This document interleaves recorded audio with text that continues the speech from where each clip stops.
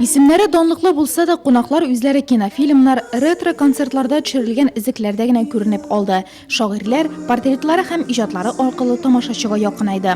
Мондый чаралар шәһәребездә 15 еллап үткәрелә. Римма Карымова бу юлы тормыш көнкүрешебездәге вакыйгаларның иҗатта нинди чагылыш табуы темасына мөрәҗәгать иткән.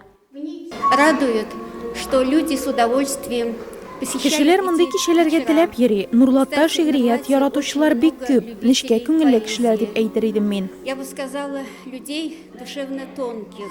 Башта әлеге тема Андрей Вознесенский, Николай Рубцов, Людмила Татьяничева һәм башка шагыйрьләр иҗаты аркылы яктыртылса, соңрак җирле авторларның шигъри тәргәшләрендә дә ватан, гаилә, мәхәббәт, үзара мөнәсәбәтләргә кагылышлы дөрес фикерләр яңгырады.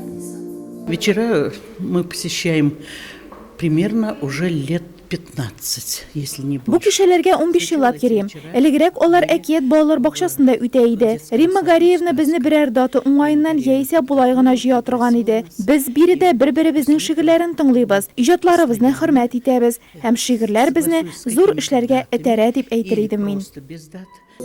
Юнон һәм Авось спектакле, Жестокий романс фильмы, атаклы французлар Шарль Азнавур белән Мирей Матьеның чыгышы, шигърият кичәсендә катнашучылар классиканың бүген дә актуаль яңгыравын ишетте. Тормыш үзе дә иҗат кебек төрле бит ул.